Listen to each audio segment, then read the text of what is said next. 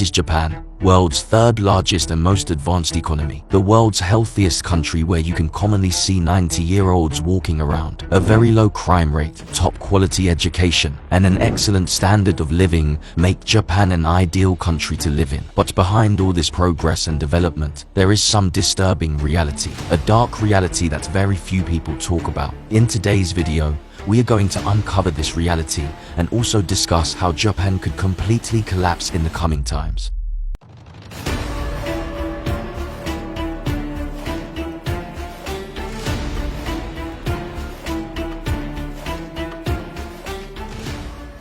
Many people might have forgotten this, but in the 1980s, Japan was considered the next superpower. At that time, it was believed that Japan would soon overthrow United States and take control of the global economy. The American administration at that time was seriously concerned about Japan. There were even entire movies made about it, such as Die Hard, Rising Sun, and Blade Runner, which depicted how Japanese corporations would soon take over America. Now, the main reason for this fear was the impressive economic growth that Japan had achieved in 1970s and 80s. At that time, Japan's economic model was considered much stronger than the Western economic model. Japanese stock markets were booming. Japanese products dominated the world, whether it was cars, electronics, or medical equipment. Japanese people at that time knew that as soon as they would graduate from university, they would immediately get a job, and then their life would be set, because almost every job in Japan was a lifetime job. Japan was literally unstoppable, and by the 1990s it had become the world's second largest economy. But then, in 1991, something happened that was about to change Japan's entire destiny. Actually, before 1990s, Japan was experiencing an economic boom that no other country in the world had ever experienced. Real estate prices were skyrocketing, the stock market was at its peak, banks were continuously printing money, and taking out loan was so easy that banks didn't even ask why you needed the loan. But then, one day, this entire bubble burst. Between 1990 and 1991, Japan's stock market fell by 43%. Real estate prices also dropped by more than 50%. Because of the unlimited supply of loans, people had kept some big companies that had gone bankrupt years ago, but because they were getting loans from banks, they were never shut down. Japan's market collapsed so badly that no one wanted to invest in it anymore. Japan had now gone from being an economic tiger to the sick man of Asia. But economies often experience such ups and downs, so what was so different about Japan? Basically, something was about to happen to Japan that would affect an entire generation. To understand this tragedy, we need to understand Japan's job culture.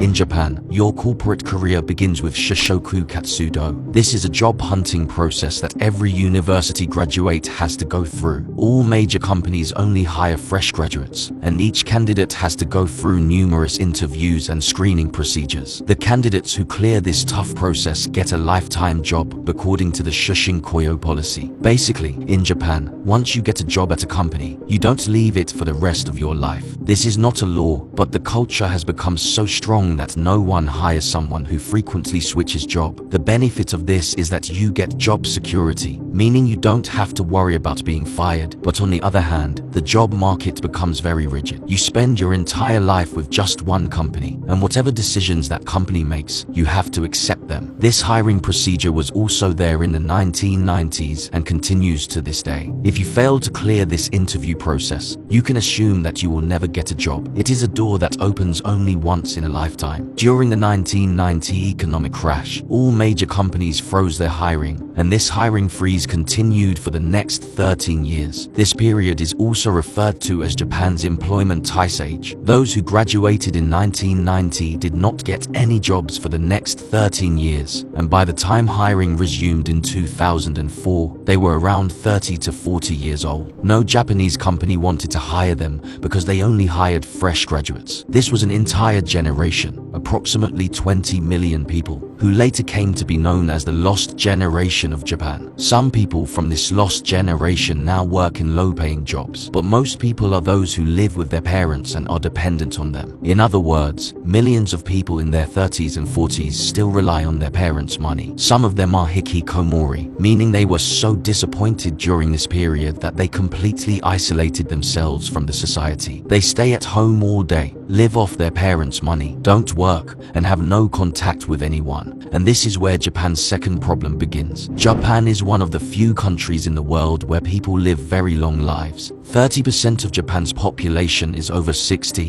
which is why Japan is also called a super aging country. One major reason for this super aging population is the lost generation, who never married due to lack of financial stability, and therefore, the young generation that these 20 million people would have produced never came into existence. These people have become completely cut off because they were unable to meet society's expectations. Many have committed suicide, and many have fallen into severe depression. The condition of these people also affects society because these millions of people should have been in jobs, and all the money that should have entered the market didn't because of their absence. The current Japanese government is now very concerned about these people and is trying to help them become independent. But so far, the Japanese government has not achieved significant success in this regard. The reason is the rigid job culture, where only fresh graduates are hired who cannot leave the company for their entire life. Every year, many people who don't get a job after graduating are joining this lost generation. Will the Japanese government be able to solve this problem? Or will this lost generation be the cause of Japan's downfall?